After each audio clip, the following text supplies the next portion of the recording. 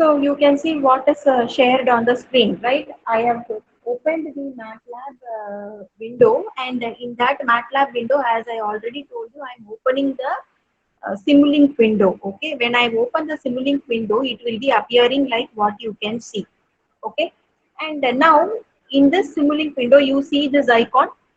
When I place my cursor on that icon, you see you have a display called as library browser. Okay, so when you click the library browser, you will get the list of components actually. Okay, you will get the list of components like this, right? You can see the list of components when you click the library browser. Okay.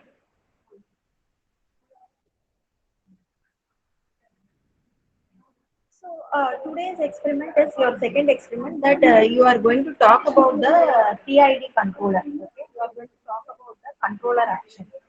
So for controller action, what I want to do is I require some input. Okay, so I want to view the output on the CRO.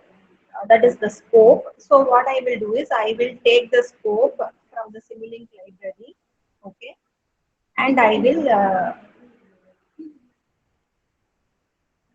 will place it on the Simulink untitled window.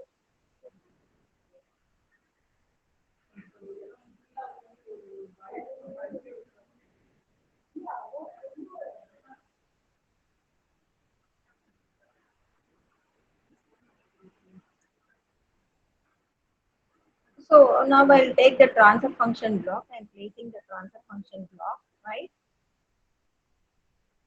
Then after placing the transfer function Ma'am, block, voice is not audible, ma'am. I am going to the continuous, and I have taken the transfer function block from the continuous, and I have placed it on the untitled window. Right? Then I am moving to commonly used blocks. Okay. From the commonly used blocks, I am taking the scope and placing the scope on the window. Right? Then I require some input. Okay. So input are sources. So go to the sources. Okay. Go to the sources and take the input. So I'm taking step input. So this is the step input. I'm taking and placing the step input. Okay. Then actually I am going to design a closed loop control system. That means there is a feedback path. Okay. So I want a summer. So summer, once again you go to commonly used blocks and take a summer. Okay. So I'm taking a summer and placing it here. Okay. Now I want a controller, right? I want a controller. So go to continuous block, and you see you are having PID controller here. So take this PID controller and place it. Okay. So now what you do, you start interconnecting this. Okay. The input is connected to the summer, and this is a negative feedback actually. So I have to open this block.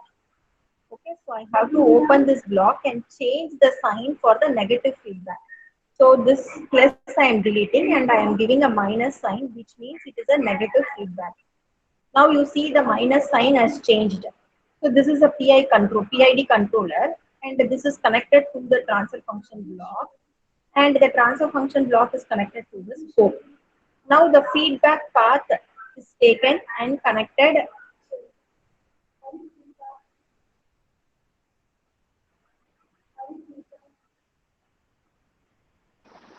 Okay. Ma'am, voice is not I audible, mean ma'am. the negative feedback. Now it is audible. Yes, ma'am. Now it is audible. Okay. Yes, ma'am. You have to take the connection from the negative side of the summer and connect it to the output end of the transfer function block. Okay. Now I want to change my transfer function. So I will click on this block. Okay. So when I click on this block, I will get a window like this. So I can change my numerator coefficients. So I'm changing the numerator coefficient to be 0.2. Okay, I am changing the numerator coefficient to be 0.2, and the denominator coefficient I am changing it to be 220 s plus 1. Okay, so when I click OK, I will get the transfer function. Now I am going to PID controller. Okay. So you see this one, right? Um, yeah. You see this for if I put one here, that means proportional controller is active. If I put a one for integral controller, that means the integral controller is active. If I put zero for derivative, that means the derivative component is not there. Okay, so this is only a PI controller now. Okay, this is only a PI controller now, and I can change these values. I can change any values between 0 to 1. That possibility is there. Okay, so I will change some value like this to be zero point 0.7, that is the proportional part to be zero point 0.7, that is my KP part to be zero point 0.7, and the KI value to be zero point 0.8. Okay, so now I am doing only PI controller. Okay, now I am only doing PI controller. So after fixing the KP and KI value, I will give OK. So once it is given OK, what I can do is I can save the file. Okay, I can save the file. Okay, I can save the file.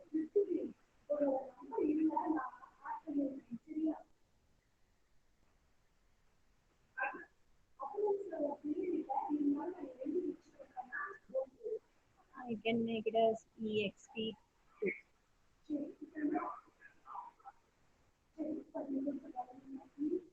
right?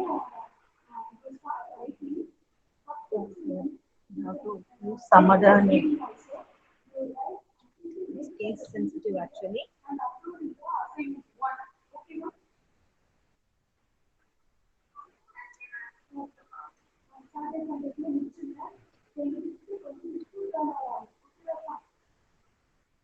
So I'm using a different name. It's not accepting that name. So exp means actually it is a command function in the MATLAB. It stands for exponential. Okay. So that is why it's not accepting. So I put some other name, program 3. Okay. So I'm saving the file in the name of the program 3. Okay.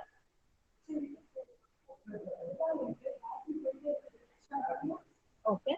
Once the file is saved, you get back this icon. Now what I can do is I can fix my simulation time. Here I have fixed it to be 10 seconds. Okay. Now what I will do, I will press this green color icon. That is the run button. So when I click on this, the program will be executed. Okay. So the program is getting executed. You see the program is getting compiled actually. So the program compilation is over actually. So once the program compilation is over, what you do, you click on the scope.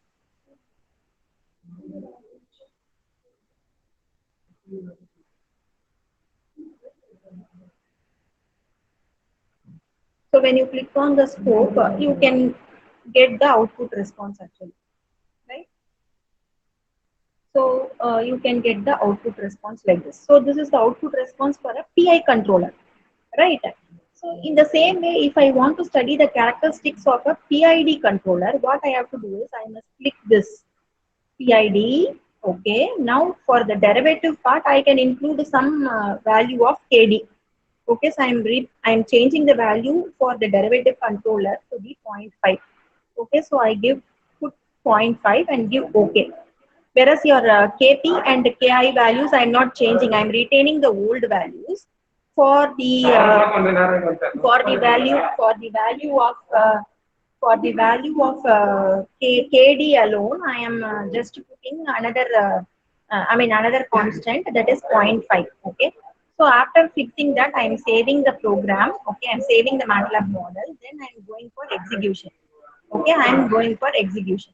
So once it is executed, I can click the CRO and I can see what is the output response I'm giving. Okay, so this is the output response for a PID controller now. Okay, so like this, I can even study only for the proportional controller. So only for the proportional controller means I have to open this and I have to make the KI value and KD value 0. Okay, so now only it is a proportional controller because KP alone is given to be my 0.8. Okay, so now after this I will save it. Okay, then I will go for executing this. Okay, after I execute it, I can open the window. So this is the proportional controller. Okay. So now if I want to check only the integral action, okay, what I have to do is I will just click on this block, okay, make the proportional, that is your KP value 0, make the integral value to be 0.8, okay, and the KD value is also kept to be 0. So you give OK now. Now you save the program once again and simulate it. Now I can click on the scope. I can see what is the output for only the integral controller. Similarly, I can try for the derivative controller also. So I can try for the derivative controller also. So make the KI 0 and I will put the derivative controller to be some 0.6. Okay. KD value to be 0.6. Okay. Now I'll save the file and once again execute it. Okay, after execution, I can click the scope. I can see what is the output from the derivative controller alone. Suppose I want my PID controller, I have to click this block. I'm changing this to zero point 0.9. Okay, this one I'm changing to 0.8. Okay, that is your KP value is changed to 0.9, KI value is 0.8, and KD value is 0.6. I'm giving OK. Right now, I'm saving this one and I am executing. Okay. Execution is over. So this is the output for my PID controller. So in today's class, you have just seen how to build a closed loop system with peak, that is your proportional controller, your integral controller, your derivative controller, then composite controllers. Composite means P plus I controller, then PID controller, or even you can try the combination PD controller also. Okay. So and you have recorded all the responses. Okay. So this is the experiment for your today's class.